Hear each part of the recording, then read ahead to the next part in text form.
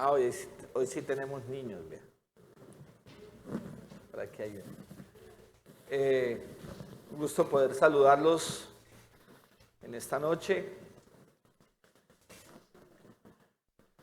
Ayer quisimos hacer una mirada muy realista de formas de entender, de comprender, de vivir la familia, ¿cierto? Para algunos quizá es un estilo, como dicen hoy los jóvenes, normal, ¿cierto? Quizá para otros el evidenciar esa realidad nos permite preguntarnos y cuestionarnos si al final esa es la familia que Dios quiere o no. En ese sentido, quisiera hoy iniciar con una imagen, o mejor, una actitud del cristiano que quizá nos hace falta en todos los ámbitos de nuestra vida, no solamente en la vida de la familia, sino en nuestra vida laboral, en nuestra vida social, y es el discernimiento. Una palabra que ha puesto, por llamarlo de esta manera, de moda el Papa Francisco. Porque sobre todo nosotros en un mundo tan veloz, tan rápido, como les decía yo ayer, en un mundo que pasa, ¿no? En tendencias, esa actitud creo que hoy más que nunca se hace necesaria. Y el discernimiento es aquella actitud, y el gran maestro del discernimiento sin duda fue San Ignacio de Loyola, con frases tan bellas como: Señor, ayúdame a cambiar aquello que puedo cambiar y a entender lo que no puedo cambiar. Hay cosas que están en la vida, ¿sí? Y no me refiero ya a los comportamientos morales, porque esos se pueden cambiar, se pueden dominar. Hay cosas, nuestro temperamento, por ejemplo. Y el discernimiento es tener esa capacidad. Y yo recuerdo, no sé si algún día les he contado esto, pero la otra vez que vine, pues como si fuera muy de la casa. Cuando mi profesor de moral en el seminario nos habló del discernimiento, explicándonos él la imagen del discernimiento, yo me acordé de algo que me enseñó mi padre.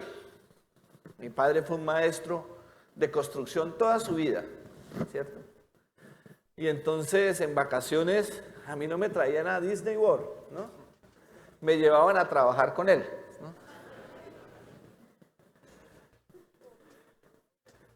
Hoy mis sobrinos, bendito el Señor, llega uno y dice: ay tío, es que este año vamos a ir otra vez a Disney World, ¿no? O va a cogerlo a cocotazos a ese chino, ¿no?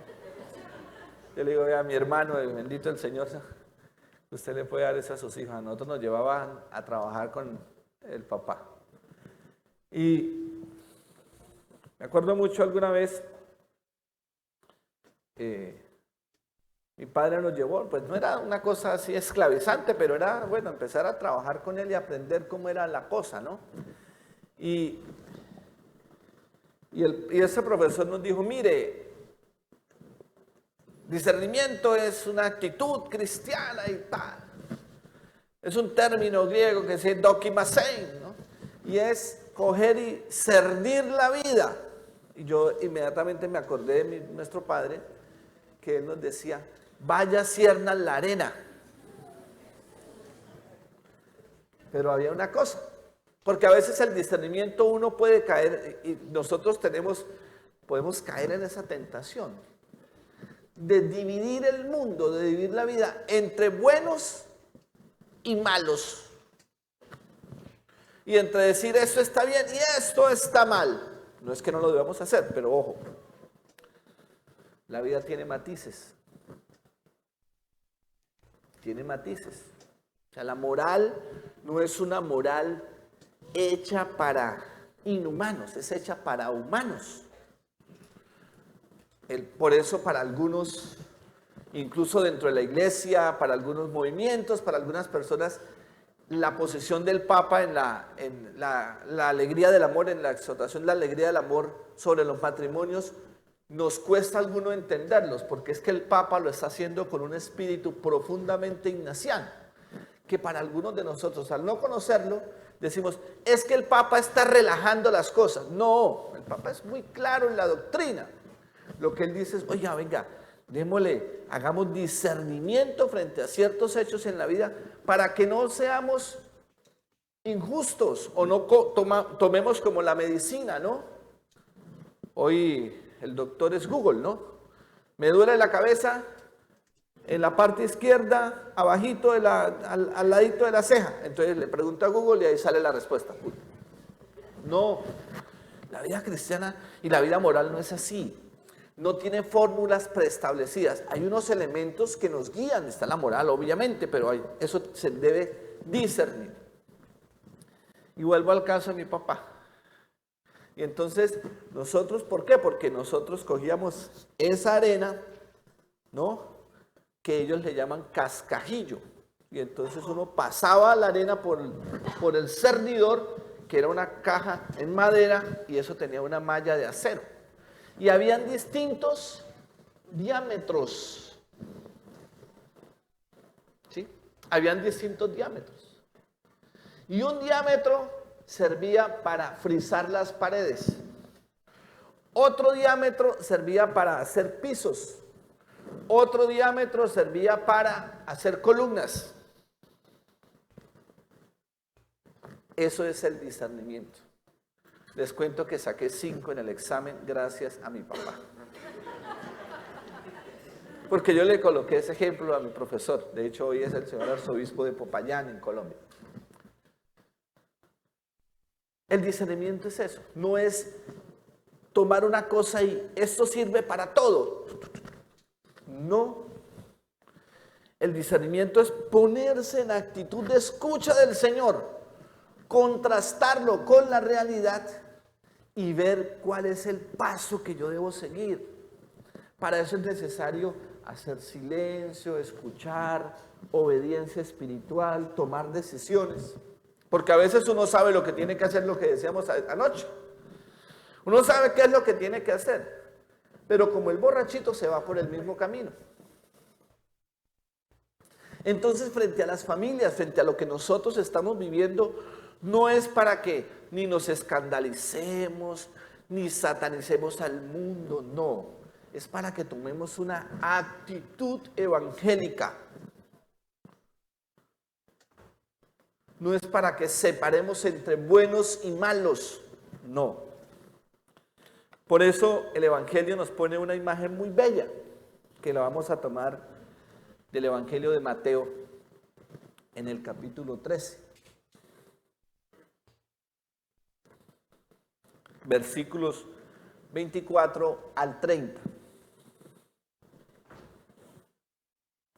Les propuso, que está dentro del capítulo 13, que se llama el discurso parabólico. Son 5 discursos que tiene el Señor en Mateo. El primero, ¿se acuerdan cuál es?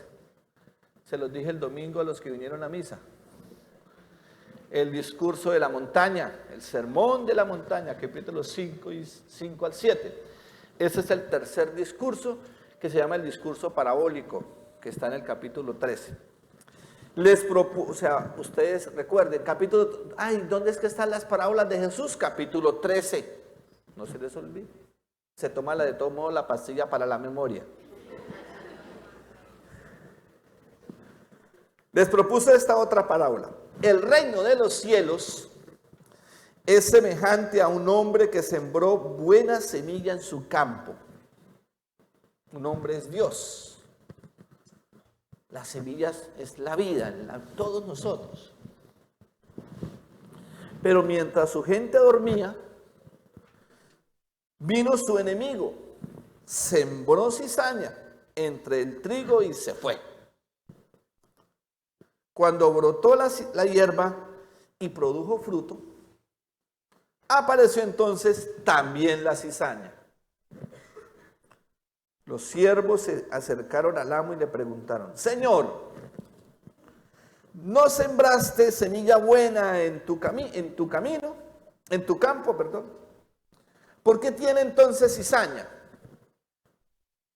Él les contestó, algún enemigo ha hecho esto. Los siervos le dijeron, ¿quieres pues que vayamos a recogerla? Le respondió, no, no sea que al recoger la cizaña arranquen a la vez el trigo. Dejad que ambos crezcan hasta la siega.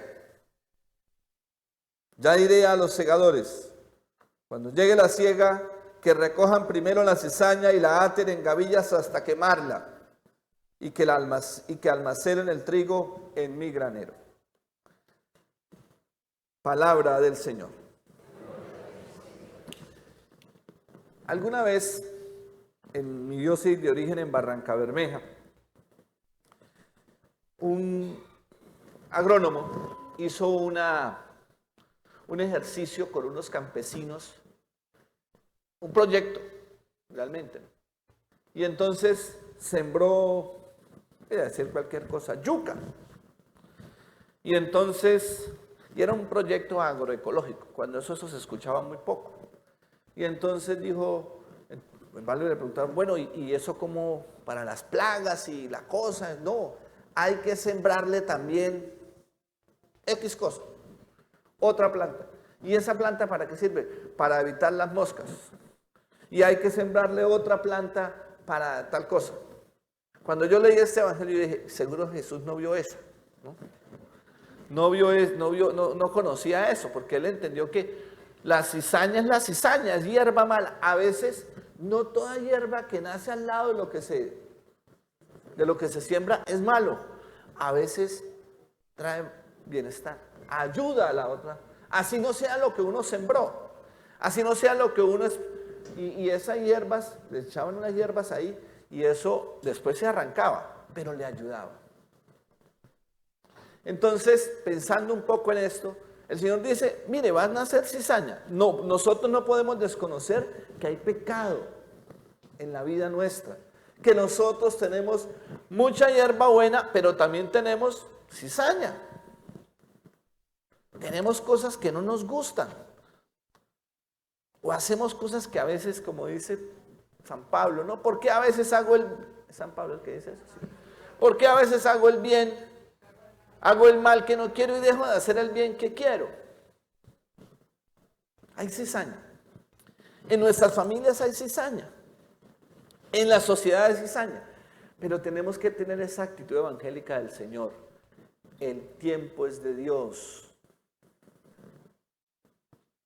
El Señor tiene un plan, el reino de Dios. Claro, hay que fortalecer nuestras plantas. Hay que fortalecer para que la cizaña no ahogue la buena semilla. Por eso son necesarias las familias, familias cristianas, familias creyentes, familias comprometidas, como tantas familias en el mundo. Ustedes y otros muchos que no vinieron en esta noche por 50,000 razones. O si aquí no estamos, como decía un amigo mío, los de la pastoral del Chapulín Colorado.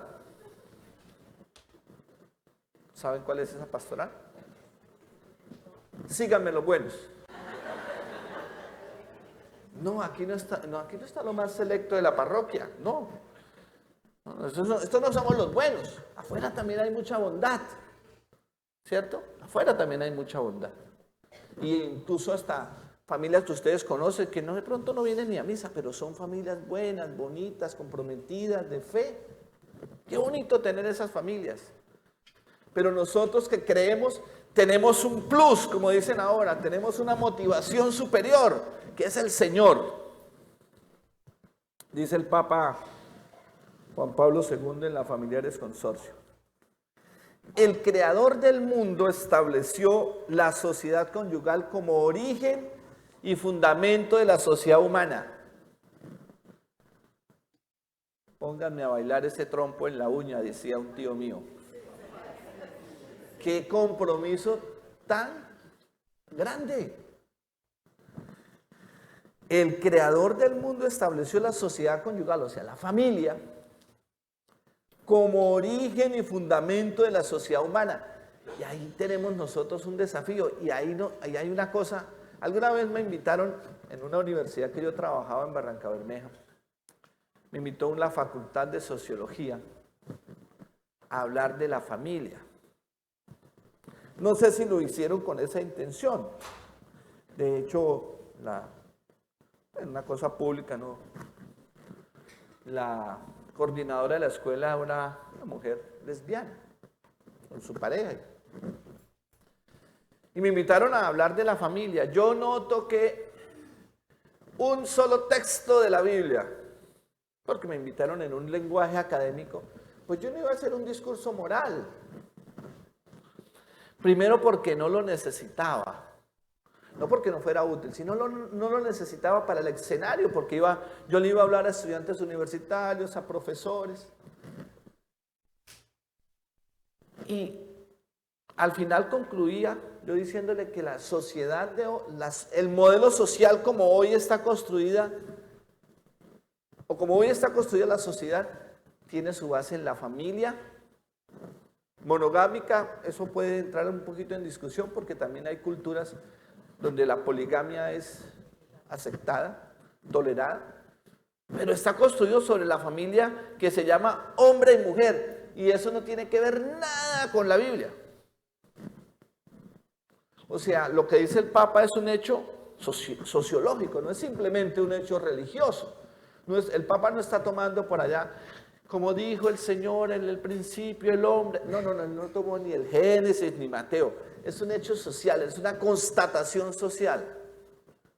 Entonces, todos esos cambios sociales que hoy quieren hacer, de hablar de familia, entonces él con él, ella con ella, ella con ellos y ella, y bueno, entonces modelos de familia que hoy quieren mostrar, eso implicaría una transformación también de la manera como nosotros entendemos la sociedad. Eso no es tan fácil. Aquí la discusión frente a todo ese movimiento gay y todas estas cosas no es simplemente el modelo de familia como la comprendemos nosotros los cristianos. Es el modelo de sociedad, está en juego el modelo de sociedad, que es mucho más profundo. En ocasiones nosotros caemos en discusiones quizá si es pecado o no es pecado, eso nosotros lo sabemos, que es así. Pero quizá necesitamos familias, parejas, que entren en esos espacios de discusión social. No que digan, eso es pecado. No. Tenemos que entrar, no porque ese no sea un argumento válido y plausible para nosotros, sino porque necesitamos escalar el discurso a un discurso más humano, más antropológico, más sociológico. Creo que el Papa Juan Pablo II, un gran filósofo, aportó mucho a esa discusión y les invito a que abordemos esa discusión quizá ustedes en sus ámbitos de trabajo incluso. La familia es por ello célula primera y vital de la sociedad. La familia posee vínculos vitales y orgánicos con la sociedad porque constituye su fundamento y alimento continuo mediante su función de servicio a la vida. En efecto, de la familia nacen los ciudadanos. Y estos encuentran en ella la primera escuela de esas virtudes sociales que son el alma de la vida y del desarrollo de la sociedad misma. Así, la familia, en virtud de su naturaleza y vocación, mira, esos dos términos son muy bien puestos. Naturaleza. La naturaleza es un componente social y vocación ya es la condición religiosa, espiritual. Lejos de encerrarse en sí misma, se abre a las demás familias y a la sociedad, asumiendo su función social. Lo dice el Papa en la Familiares Consorcio número 42. Entonces, reflexionemos otros modelos de familia. ¿Se acuerdan las de anoche? Familia, ¿cómo le llamaba yo? La familia Sosa, ¿no? La familia fragmentada.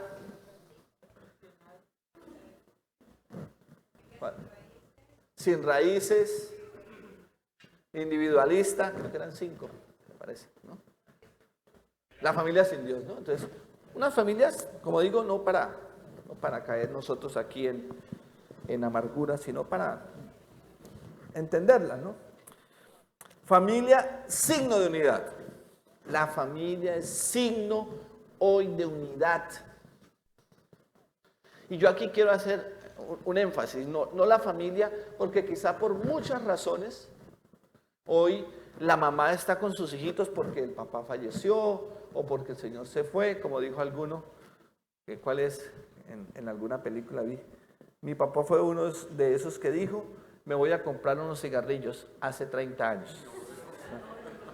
No sé en qué película vi esa frase, escuché esa frase que me pareció bastante diciente. La familia signo, entonces la familia entendía, si están aquí, usted comparte hoy con su esposo, con su esposa, están sus hijos, si el esposo no está porque usted ha seguido, esa es la familia, ¿sí? La familia suya. San Juan Pablo II dice, la familia ha sido considerada siempre como la expresión primera y fundamental de la naturaleza social del hombre. En su núcleo esencial esta visión no ha cambiado ni siquiera en nuestros días. Que hoy sea común una cosa no quiere decir que sea normal. Hay cosas que se han hecho comunes, pero no normales. Hay cosas que se han hecho legales, pero no son cristianas. ¿Sí? En Colombia, en nuestro país, estamos en una discusión. Aprobaron el aborto con 3 causales. Hoy quieren impulsar el aborto ya en cualquier cosa, y entonces hasta la semana no sé qué. Hubo hecho un caso bastante difícil que generó muchísima polémica de una mamá que decidió abortar su hijo, ¿no? Porque ahora la semántica, interrupción del embarazo, se llama aborto, así de sencillo, ¿no? Cambiemos el nombre, como tercera edad, es igual, ¿no? Sí. Es aborto, eso no le pongamos flores, uno tiene que ser claro.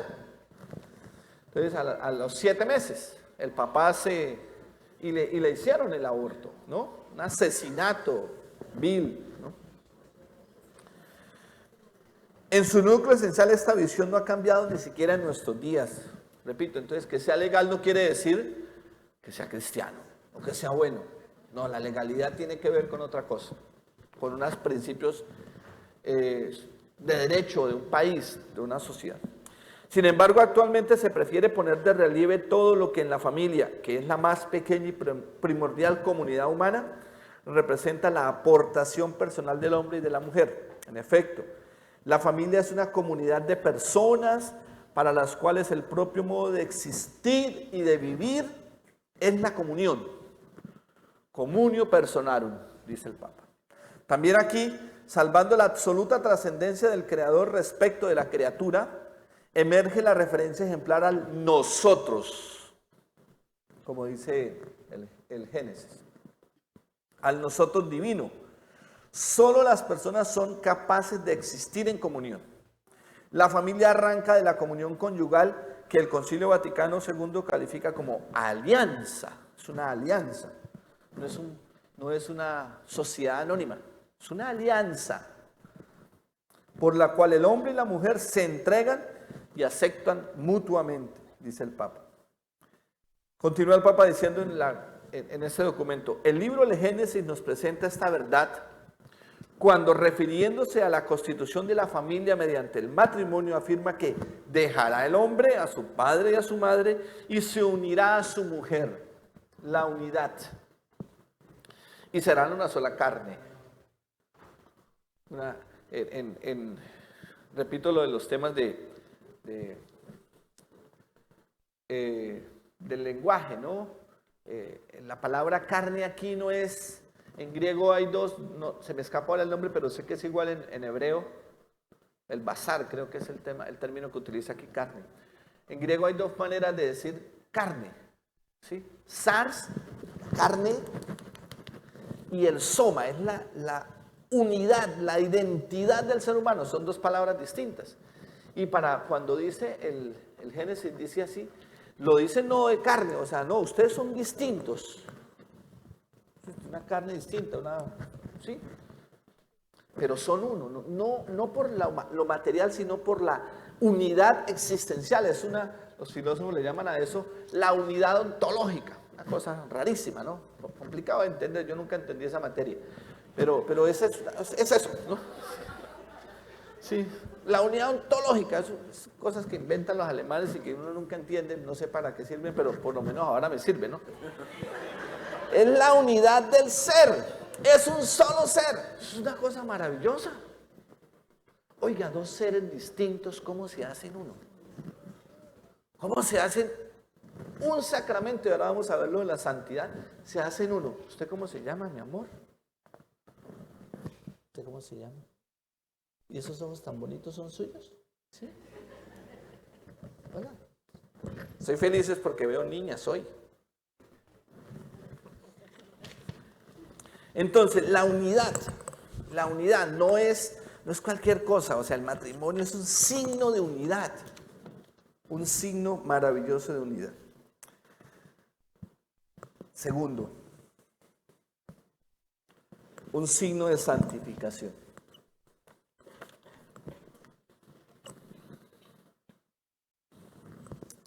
Leemos Efesios, este texto le gusta a algunos esposos. Algunos lo escogen y yo les predico con un gusto. Efesios, y ahora van a saber por qué. Efesios 5:22. Ahora se me perdieron los Efesios. Efesios. ¿Alguien lo encontró? Más rápido.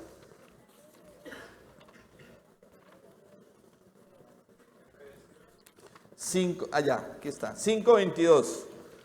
No sé si tiene voz así alta. Y léalo, ya que usted, ¿no? Me voy a desquitar de anoche. 5:22. Esposas, estén sujetas a sus esposos como el Señor. Ahí dicen los esposos, sí oye, ¿no, mija? ¿Sí? Sí. Hasta ahí llega. No, hasta ahí no llega. Siga leyendo. Porque el esposo es cabeza de la esposa, como Cristo es cabeza de la iglesia. Cristo es también salvador de la iglesia, el cual es su cuerpo. Y así como la iglesia está sujeta a Cristo, así también las esposas deben de estar en todo sujetas a sus esposos. Siga. Esposos, amen a sus esposas como Cristo amó la iglesia y dio la vida por ella. Esto lo hizo para consagrarla, purificándola por medio de la palabra y del levantamiento del agua, para presentársela a sí mismo como una iglesia gloriosa. Hasta ahí. Gracias. Entonces dice, esposas, a ver los esposos, ¿cómo es? Esposas deben estar, no lo digan sin miedo, ¿no? Aprovechen. ¿Sí? Sí, ahí hay todo un juego de palabras, ¿no? Como Cristo, ¿no? Como Cristo, el sentido de la figura masculina en el tiempo de Pablo era entendible, le decía ahora, ¿por qué? Porque era el esposo quien representaba a la esposa. Hoy esos términos están sumamente claros, no vamos a entrar ahora a discutir que es, no, lo va a decir, lo dice también el Evangelio, ¿no? Son iguales, fueron hechos el uno para el otro en igual dignidad. Pablo tenía ahí un tema de la manera como ellos concebían. La Biblia fue escrita con lenguaje humano.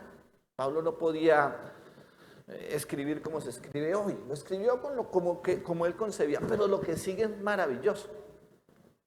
¿Sí? Entender la figura masculina en la casa, la figura de la cabeza.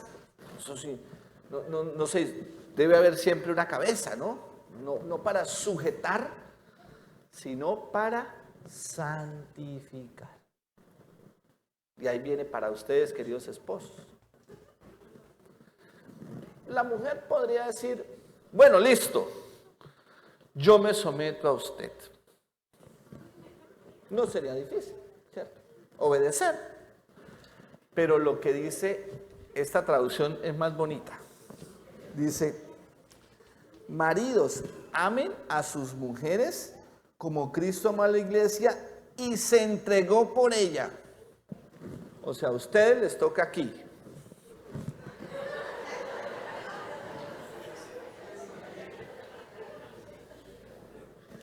Sí sabían, ¿no? Y no se me rían ya mucho. Se rieron las esposas, ¿no? Es la crucifixión. Cristo salvó a la iglesia a través de la cruz. Y es en serio. O sea, el esposo debe dar hasta su vida por la esposa. Ese es el camino, ese es el camino de la santidad. Pero lo más bello es que no es una donación, no es un martirio sin sentido. Es una donación que tiene un sentido extraordinario. Pero eso lo tienen que hacer los dos.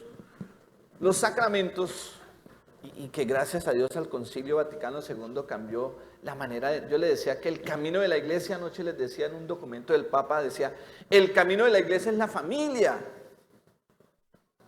Yo creo que en los últimos años se ha escrito más sobre la familia que sobre el clero, bendito Dios. Porque desafortunadamente pues había una concepción que como que los que se casaban eran como cristianos de segunda, un poco todavía con esa mentalidad del tema de la sexualidad y como que ellos están sometidos a las pasiones de la carne. Y se veía con cierta sospecha esa condición de la sexualidad matrimonial. Entonces como que los que vivimos en la castidad, los que hemos optado por el sacerdocio, los religiosos y las religiosas, somos como cristianos de primera clase y ustedes eran cristianos de segunda clase. Esa era una concepción que había antes del Concilio Vaticano II, que ninguno de los que estamos aquí nos tocó vivir, ¿cierto? El concilio y toda la renovación de los sacramentos colocó en un puesto maravilloso el matrimonio, porque después organizan los 7 sacramentos en 3 grupos. Los sacramentos de iniciación, que son bautismo, Eucaristía y confirmación. Los sacramentos de sanación, que es la unción de los enfermos y la confesión. Y los sacramentos de servicio, que serían el orden sacerdotal y el matrimonio. Y los pone en igual condición. Eso fue un cambio hermosísimo que hizo el concilio. El matrimonio, ustedes los esposos hacen parte de esa naturaleza de servicio como es mi vocación. Eso cambia el puesto digamos, del matrimonio, es muy bello. Y entonces, en los sacramentos, ¿uno para qué se bautiza? Para ser hijo de Dios, ¿y qué más? Y hermano de Cristo. ¿Para qué uno se confiesa? Para reconciliarnos. ¿Para qué uno comulga? Ya casi. Para estar con Dios. Todos los sacramentos uno los hace para buscar la salvación, ¿cierto? Todos los sacramentos los hacemos para buscar la salvación. En los sacramentos hay un ministro, y por decirlo en estos términos, hay un ministro y hay un ministrado, ¿sí? En la Eucaristía, ¿quién es el ministro? El sacerdote. En la ordenación presbiteral, ¿quién es el ministro? el obispo. ¿Y quién es el ministrado? El joven diácono, ¿sí? En la confesión, ¿quién es el ministro? El sacerdote, y el ministrado es el que se confiesa, el penitente. En el matrimonio, la mujer, ella es la que pagó en la misa.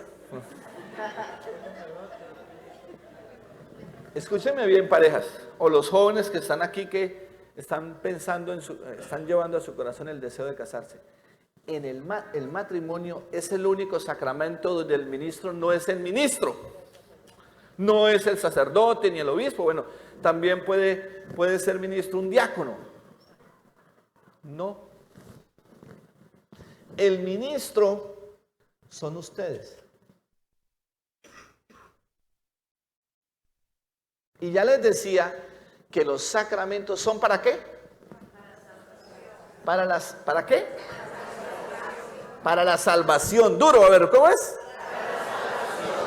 Entonces, el matrimonio es ¿para qué? Para la salvación. Entonces, el matrimonio es para que se salven mutuamente. Y entonces, si la esposa tiene que obedecer, que no debe ser ese lenguaje, que no, obedezca. Si lo ponemos en ese plano tan sencillo, pero usted crucifíquese, mijo.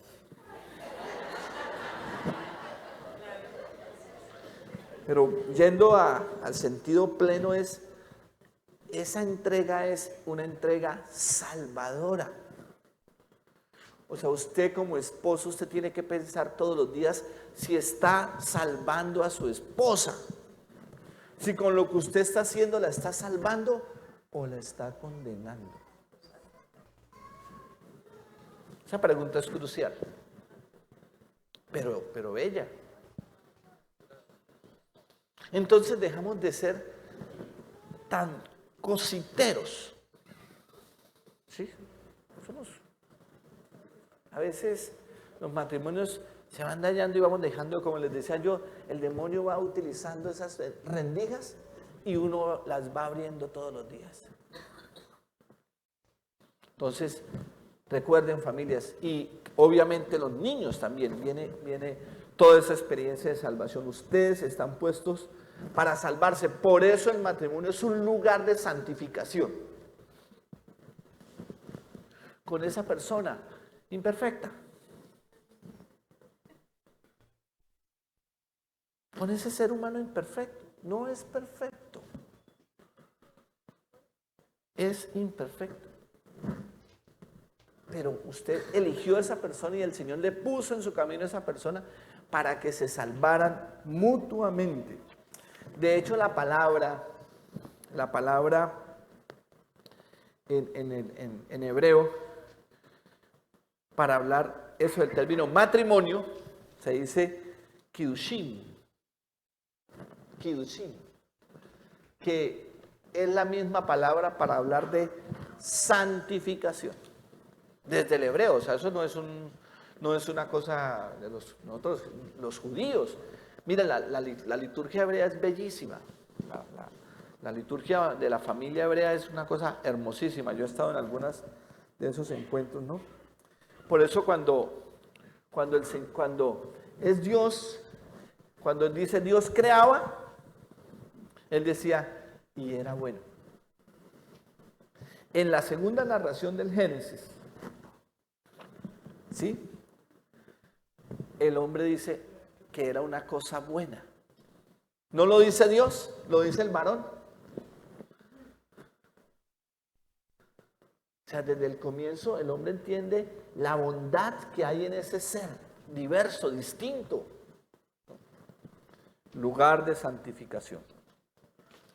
Mire esas bellas palabras del Papa Francisco en la alegría del amor. El sacramento del matrimonio no es una convención social, un rito vacío o un mero signo externo de un compromiso. El sacramento es un don. ¿Sabemos de dónde viene? Para la santificación y la salvación de los esposos. Porque su recíproca pertenencia es representación real mediante el signo sacramental de la misma relación de Cristo y la iglesia. Los esposos son, por tanto, el recuerdo permanente para la iglesia. Yo lo diría, para el mundo, para la sociedad de hoy, de lo que acaeció en la cruz. Son el uno para el otro y para los hijos y para las hijas. Testigos de la salvación, de la que el sacramento los hace partícipes. El matrimonio es una vocación en cuanto que es una respuesta al llamado específico a vivir el amor conyugal como signo imperfecto del amor entre Cristo y la iglesia. Es un signo imperfecto, pero es un signo. Por lo tanto, la decisión de casarse y de crear una familia debe ser fruto de un discernimiento vocacional.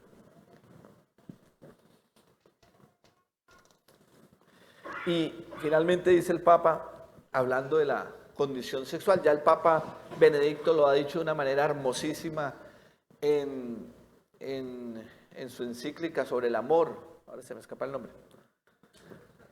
Deus Caritas, ¿no? Deus Caritas es una cosa, léanse ese primer capítulo, espositos, léanselo juntos. Es una cosa de una profundidad. Hoy hablábamos del Papa Francisco y de Benedicto y de Juan Pablo en el almuerzo, de cómo el mundo de pronto ha golpeado mucho al Papa Benedicto por la situación que vivió y toda esta cosa. Dice el Papa Francisco, a mí me parece más bella la explicación, no la tomé porque es que es muy larga, entonces el Papa escribe, Benedicto escribe más largo. Francisco dice aquí unos numeritos muy bellos, dice, la unión sexual vivida de modo humano y santificada por el sacramento es a su vez camino de crecimiento en la vida de la gracia para los esposos. Es un cambio radical, bello, ¿no? Es el misterio nupcial. El valor de la unión de los cuerpos está expresado en las palabras del consentimiento, donde se aceptaron y se entregaron el uno al otro para compartir toda la vida y toda su vida. Esas palabras otorgan un significado a la sexualidad y la liberan de cualquier ambigüedad. Pero en realidad, toda su vida común de los esposos, toda la red de relaciones que tejen entre sí, con sus hijos, con el mundo, estará impregnada y fortalecida con la gracia del sacramento que brota del misterio de la encarnación y de la Pascua, dice el Papa Francisco, en el número 74 y 75 de la alegría del amor. Así como veíamos ayer que muchas veces las familias o la cultura contemporánea quiere atentar contra la vida, también la familia debe ser santuario de vida, la familia cristiana debe ser lugar donde se cultiva, donde se ama, donde se respeta, donde se valora la vida, en todas sus dimensiones y en todo su arco esencial. ¿Recuerdan ustedes, para no leerlo, el Evangelio de Mateo? ¿Sí? El nacimiento de Jesús, la venida de los reyes y lo que pasó después. ¿Se acuerdan? ¿Qué pasó después? Cuando los reyes no volvieron de Herodes, Herodes se molestó y mandó a hacer aquel sacrificio de los niños que le llamamos de los inocentes. La breve narración de la infancia de Jesús nos refiere casi simultáneamente de manera muy significativa el nacimiento y el peligro que hubo de afrontar enseguida a Jesús. Lucas relata, por su parte, las palabras proféticas pronunciadas por el anciano Simeón, que le dijeron a María que una espada las atravesaría, ¿no? Atravesaría su corazón. Mateo, sin embargo, se refiere a las acechanzas tramadas contra Jesús por Herodes. Informado por los magos que habían venido de Oriente, el rey les dice, vayan y averigüen y vienen y me avisan. Y después él comete semejante hecho doloroso. Eso nos muestra cómo el atentado contra la vida no es una cosa de hoy. Vamos a ver al final un texto muy bonito, el discurso de Ogneto, que nos habla cómo desde siempre el aborto ha sido un medio de atentar contra la vida, pero hay muchas otras maneras. El mundo hoy mueren cientos de niños de hambre y no solamente de coronavirus, como que el mundo está escandalizado. Sí, lamentable la muerte de estas personas, pero el mundo tiene otra serie que se atenta contra la vida todos los días. ¿No? Un mundo como el nuestro donde se escandalizan porque le pegan una patada a un perro. Que no lo hagan, ojalá el que lo tenga, hay que cuidar los animales, ¿no? Pero se escandalizan porque hacen corridas de toros, porque un señor tiene un loro encerrado en una jaula. ¿Sí? Esas cosas que repito, no es que esté de acuerdo con eso, ¿no? Yo digo, yo no tengo problema porque a mí me encantan los animales en Discovery Channel. ¿Sí? Bonitos los animales, hay.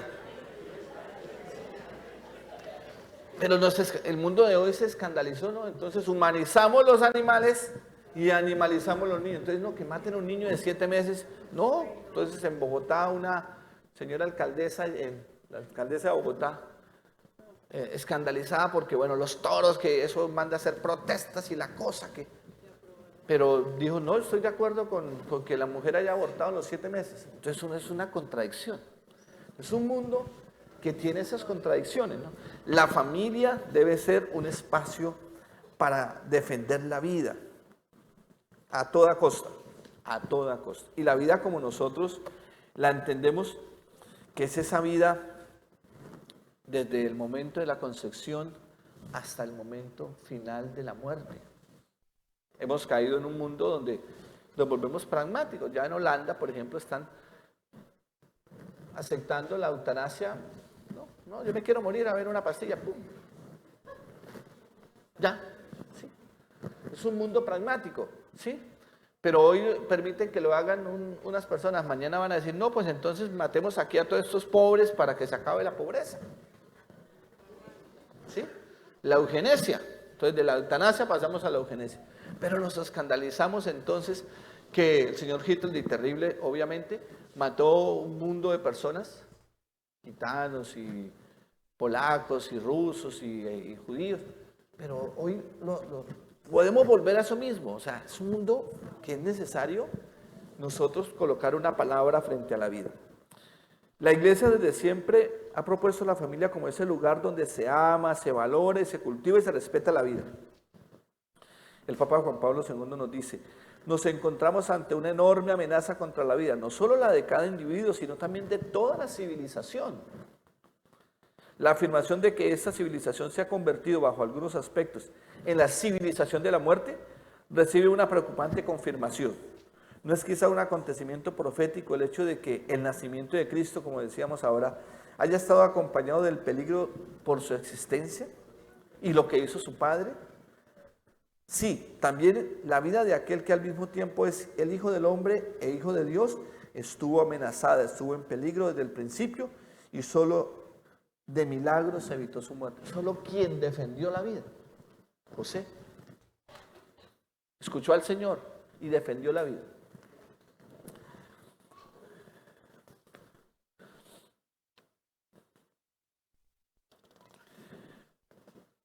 Cuarto, la familia constructora de futuro.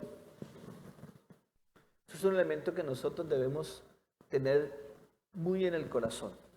Y yo les decía cómo hoy el mundo se nos muestra como un mundo fragmentado, como un mundo que no tiene posibilidad hacia adelante. Si nosotros negamos lo que viene después, si vivimos en un eterno presente, ¿no? Casi como con el síndrome de Peter Pan todos, ¿no? No queremos crecer ninguno, no queremos que avance. ¿Qué estamos negando al final? La eternidad.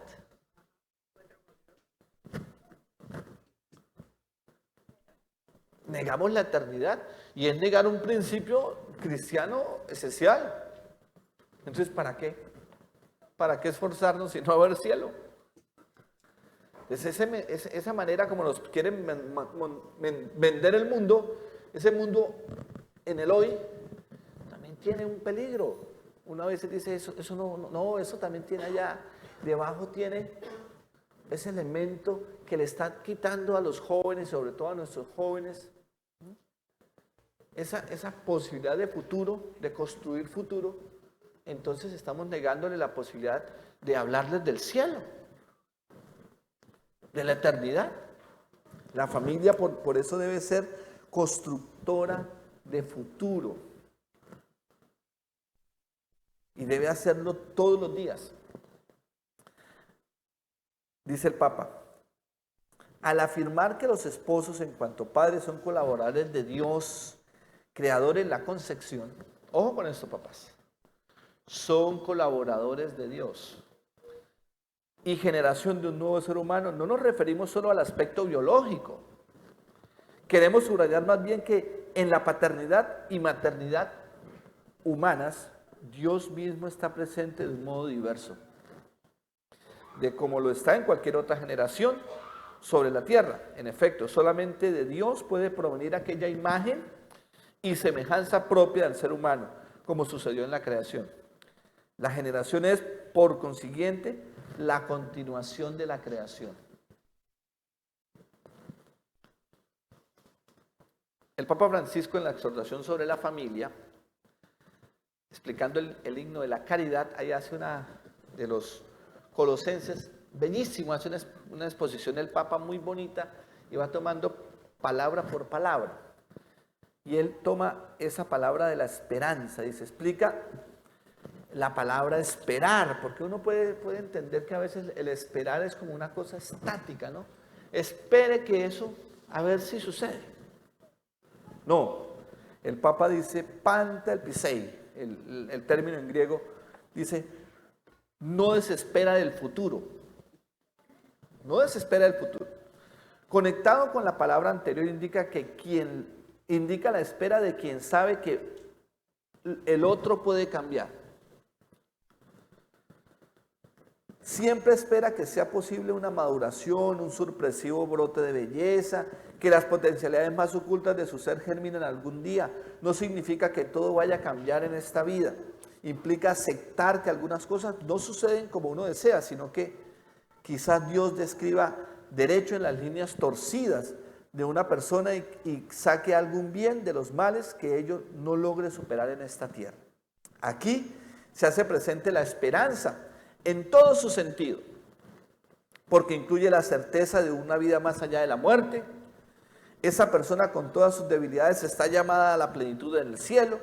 Allí, completamente transformada por la resurrección de Cristo, ya no existirán fragilidades, ni sus oscuridades, ni sus patologías. Allí el verdadero ser de esa persona brillará con toda su potencia de bien y de hermosura.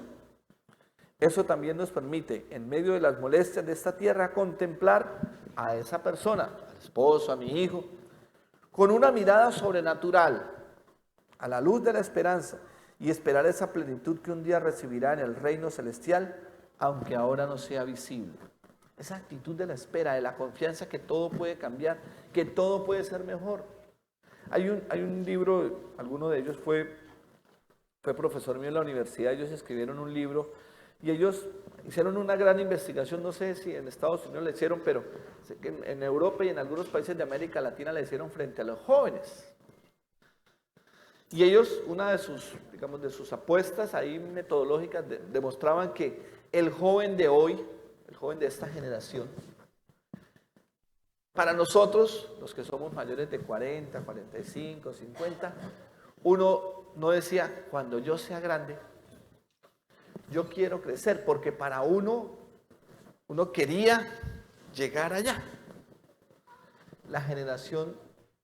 Esta generación no. Es una generación de miedos por el mundo que les ha tocado vivir, y no es culpa de ellos. Es un mundo, el futuro se convierte no en una oportunidad, en una propuesta para vivir, sino en una amenaza. Es una amenaza por todas las razones que nosotros sabemos. Entonces, claro, el joven se encierra. ¿Cómo nosotros le ayudamos a nuestros niños, a nuestros jóvenes, a pensar en ese futuro? Abrirnos a nuevas posibilidades, a no encerrarse, y por eso es tan chévere, ellos son tan metidos en esas cosas virtuales, ¿no? Que los encierra, viven ensimismados, hay que abrirlos al futuro. La familia como un espacio educativo, digamos, desafortunadamente nosotros hoy, muchas familias han querido delegar esa esa condición, esa naturaleza de educación a la escuela. La escuela no es un espacio de educación. La educación la recibe uno en la casa. Desafortunadamente hoy por tantas cosas, ¿no? No, es que nos toca trabajar, es que nos toca, no, y los niños tienen un coaching, les dicen ahora, ¿no? Eso le inventan, los papás tienen que pagar 50.000 cosas. Con mis hermanos yo hice mucha lucha porque pues, entonces que trabajaban los dos, entonces que llegaba a las 7 de la oficina muy cansado, le dije, pues, ¿para qué tuvo hijo, mijo? Siéntese con su muchacho. ¿Sí? Fue una lucha con ellos. Pero hoy vamos viendo los frutos de esa educación de esos muchachos, ¿cierto? Los papás estuvieron ahí. Bueno, mi hermana mayor no trabajó fuera de la casa, trabajaba en la casa, no le pagaban, pero trabajaba dentro de la casa, ¿no? Y en sus hijos mayores, ya la segunda sí, y mi hermano tercero también. Pero es eso, es ese deseo de delegar, ¿no? Y entonces tiene profesor de matemáticas, profesor de esto, papá sustituto, mamá sustituta, psicólogo, psiquiatra. O sea, empezaron a delegar. Y no hay papás. La educación, la casa es un espacio de educación. Los psicólogos dicen hoy que en los 5 primeros años de vida el niño es como y la niña es como una esponjita que absorben. O sea, todo lo que ustedes puedan hacer por sus hijos y por sus nietos, muchos de ustedes, es eso. Educación, recuerden que es sacar, la palabra educación es educere, sacar lo mejor, pero eso lo hace alguien quien ama, es la educación desde el amor.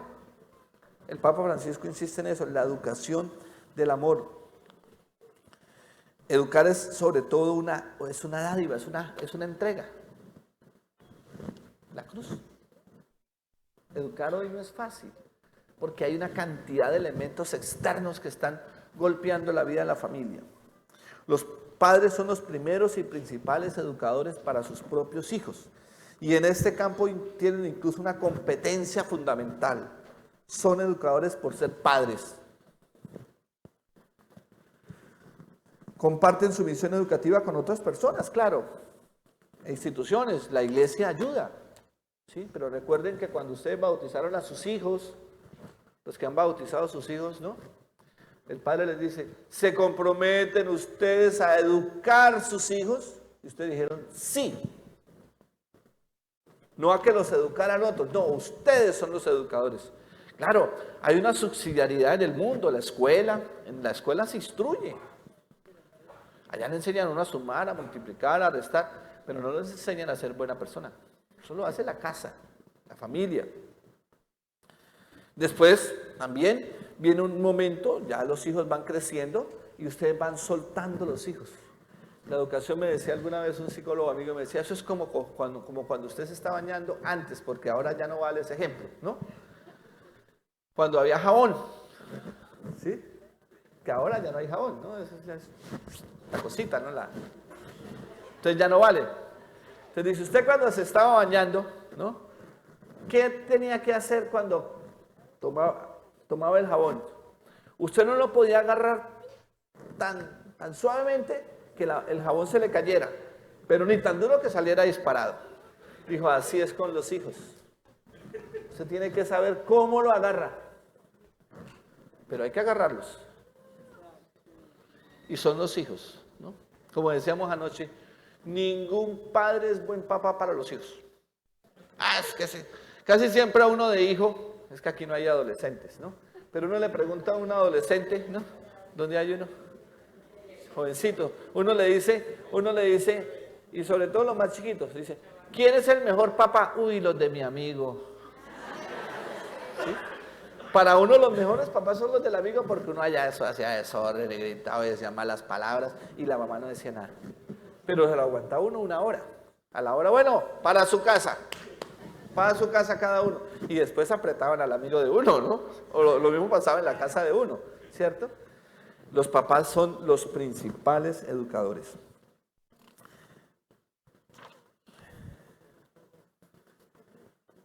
Dice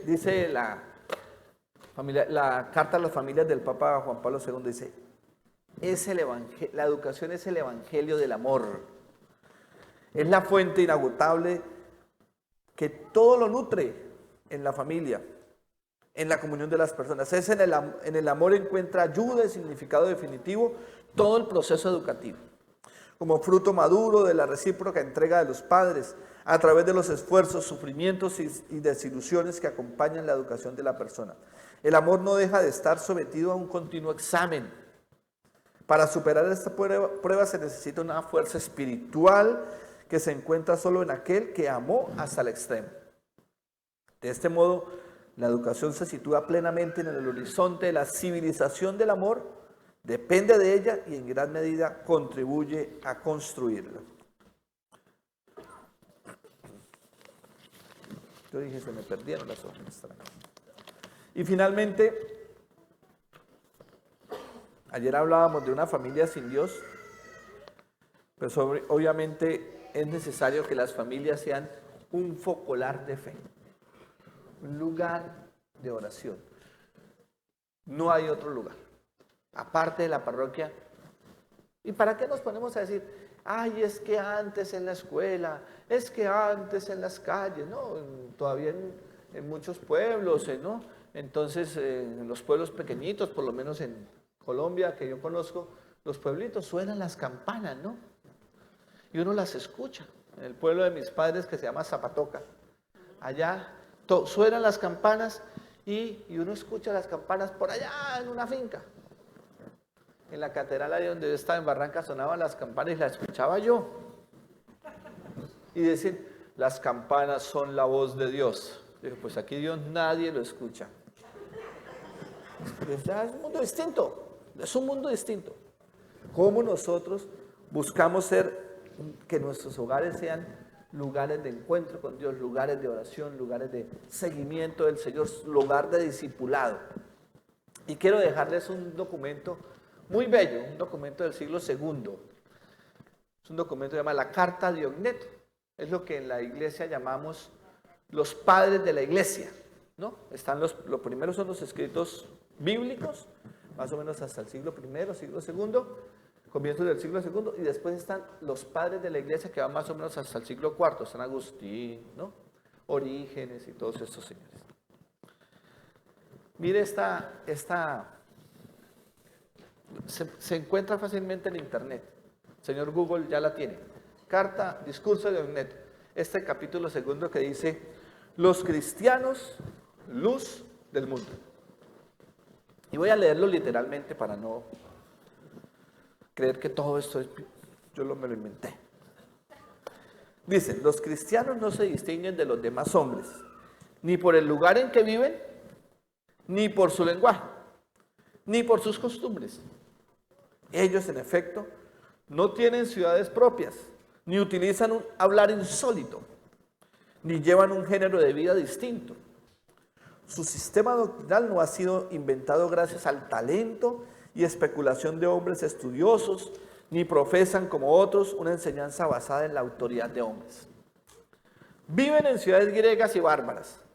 Según les cupo en suerte, siguen las costumbres de los habitantes del país, tanto en el vestir como en todo su estilo de vida. Y sin embargo, dan muestras de un tenor de vida admirable y a juicio de todos, increíble. Habitan en su propia patria, pero como forasteros.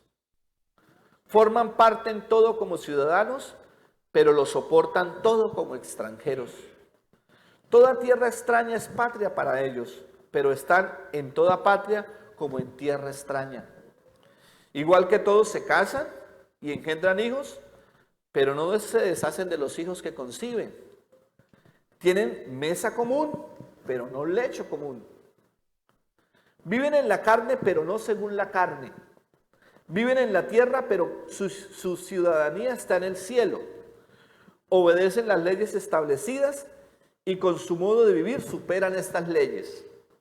Aman a todos y todos los persiguen. Se los condena sin conocerlos. Se les da muerte y con ello reciben la vida. Son pobres y enriquecen a muchos. Carecen de todo y abundan en todo. Sufren la deshonra y ellos les sirve de gloria. Sufren detrimento en su fama y ello atestigua su justicia. Son maldecidos y bendicen. Son tratados con ignominia y ellos a cambio devuelven honor. Hacen el bien y son castigados como malhechores. Y al ser castigados a muerte, se alegran como si se les diera la vida. Los judíos los combaten como extraños y los gentiles los persiguen. Y sin embargo, los mismos que los aborrecen no saben explicar el motivo de su enemistad. Para decirlo en pocas palabras, los cristianos son en el mundo lo que el alma es en el cuerpo. El alma, en efecto, se halla esparcida por todos los miembros del cuerpo. Así también los cristianos se encuentran dispersos por todas las ciudades del mundo. El alma habita en el cuerpo, pero no procede del cuerpo. Los cristianos viven en el mundo, pero no son del mundo. El alma invisible está encerrada en la cárcel del cuerpo visible. Los cristianos viven visiblemente en el mundo, pero su religión es invisible. La carne aborrece y combate al alma, sin haber recibido de ella agravio alguno, solo porque le impide disfrutar de los placeres. También el mundo aborrece a los cristianos, sin haber recibido agravio de ellos, porque se oponen a sus placeres. El alma ama el cuerpo y a sus miembros, a pesar de que éste la aborrece. También los cristianos aman a los que los odian. El alma está encerrada en el cuerpo, pero ella es la que mantiene unida al cuerpo. También los cristianos se hallan retenidos en el mundo como en una cárcel, pero ellos son los que mantienen la trabazón del mundo. El alma inmortal habita en una tienda mortal. También los cristianos viven como peregrinos en moradas corruptibles, mientras esperan la incorrupción celestial. El alma se perfecciona con la mortificación en el comer y beber. También los cristianos constantemente mortificados se multiplican más y más. Tan importante es el puesto que Dios le ha asignado, del que no le es lícito desertar. Finalmente, el Papa Francisco nos dice: la iglesia necesita de las familias, que el mundo necesita de las familias. Con íntimo gozo y profunda consolación, la iglesia mira a las familias que permanecen fieles a las enseñanzas del Evangelio, agradeciéndoles el testimonio que dan y alentándolas.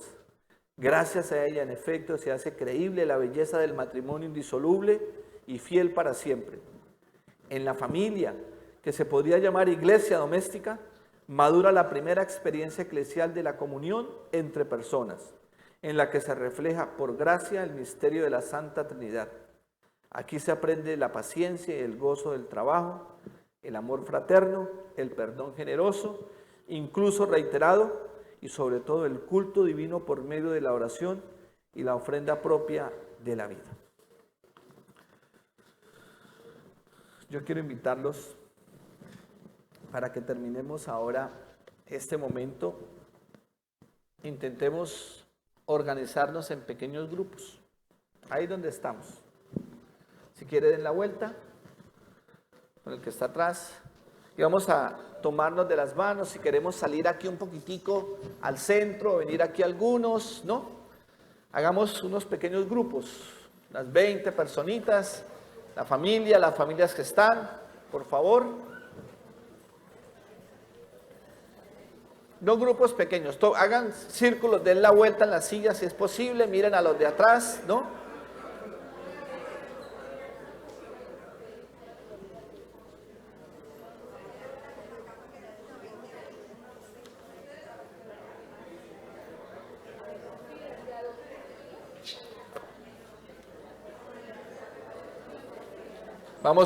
Nos van a entregar una velita, la vamos a encender en un momento, con cuidadito, por favor. Una velita por grupo, aquí podrían hacer un solo grupito si es posible. Y pásenle una velita a los de atrás, no sé si tienen, ¿ya tienen? Bueno. Vamos a apagar un momentico la luz, por favor.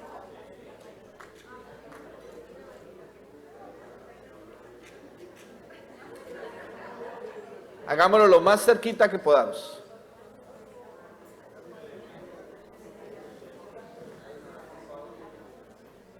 Tómense las manitas, por favor.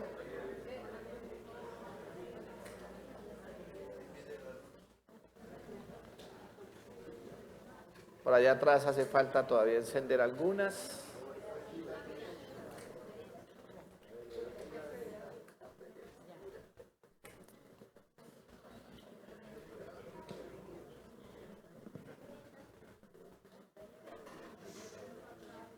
Vamos a cerrar un momentico nuestros ojos, por favor. Inclinemos nuestra cabeza. Y terminemos dando gracias a Dios por el regalo maravilloso de la familia. Esa familia que el Señor nos ha regalado, para muchos presente, que esa luz sea ese signo de la presencia de Dios en medio de nosotros. Ese amor incondicional de parte de Dios.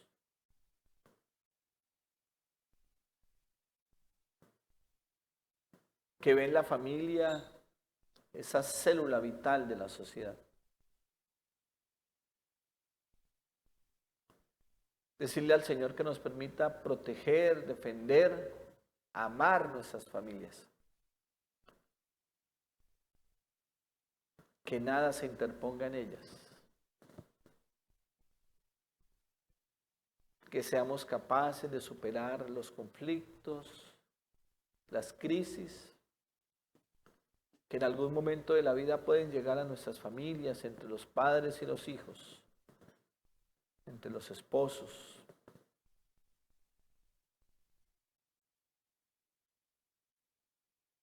Señor Jesús, tú conoces cada una de esas familias que está aquí en este momento, aquellos que están viendo esta transmisión.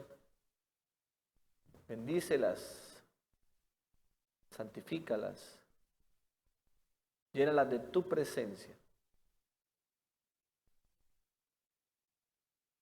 Que la familia sea ese lugar de vida, de santificación, de educación, que sea ese focolar de fe.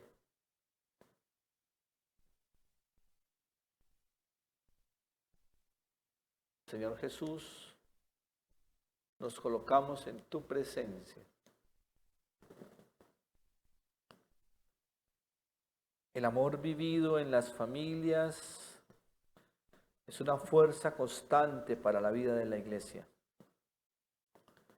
El fin unitivo del matrimonio es una llamada constante a acrecentar y profundizar este amor.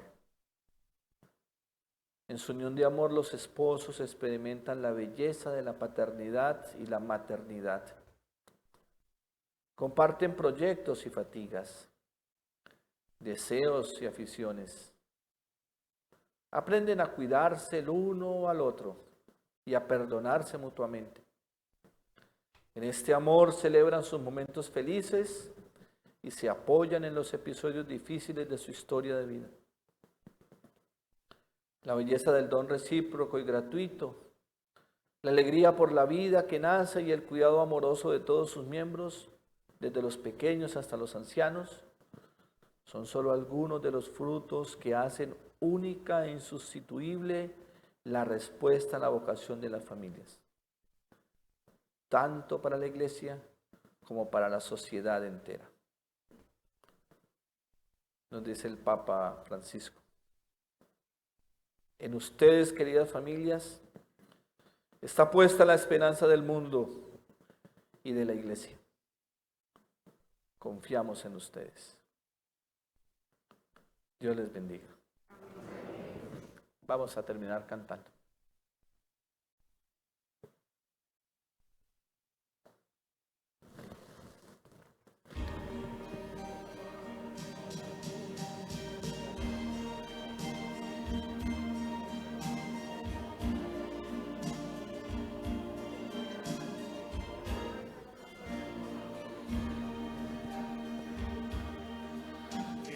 Una familia comience en cualquier de repente. familia se acabe por falta de amor. La pareja sea el uno en el otro de cuerpo y de mente. Y que nadie en el mundo separe un hogar soñador. Una familia se alegre debajo del puente y que nada interfiera en la vida y la paz de los dos y que nadie nos haga vivir sin ningún horizonte y que puedan vivir sin temer lo que venga después. La familia comience sabiendo por qué y dónde va. Y el hombre retrate la gracia de ser un papá. La mujer sea cielo, ternura, afecto y calor. Y los hijos conozcan la fuerza que tiene el amor.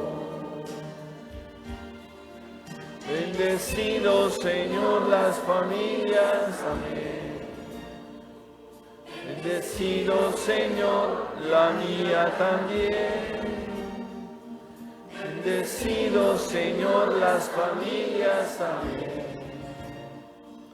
Bendecido Señor la mía también.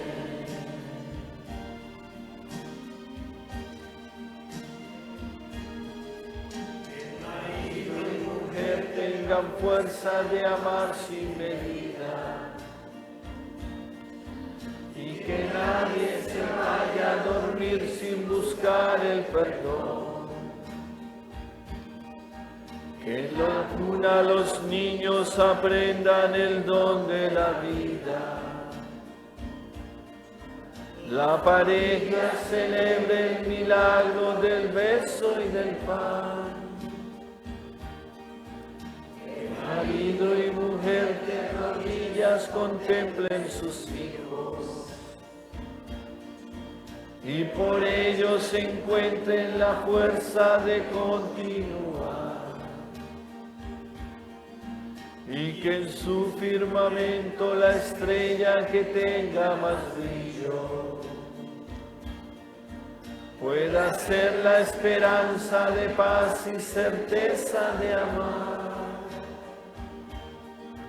La familia comience sabiendo por qué y dónde va. Y que el hombre retrate la gracia de ser un papá. La familia sea cielo, ternura, afecto y calor.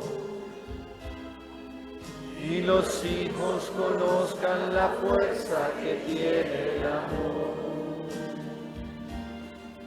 Bendecido Señor las familias, amén. Bendecido Señor la mía también. Bendecido Señor las familias, amén. Bendecido Señor la mía también.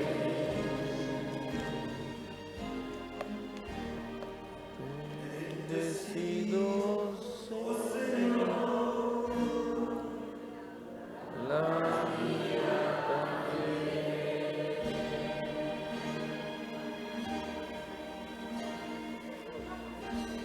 un aplauso para nuestras familias.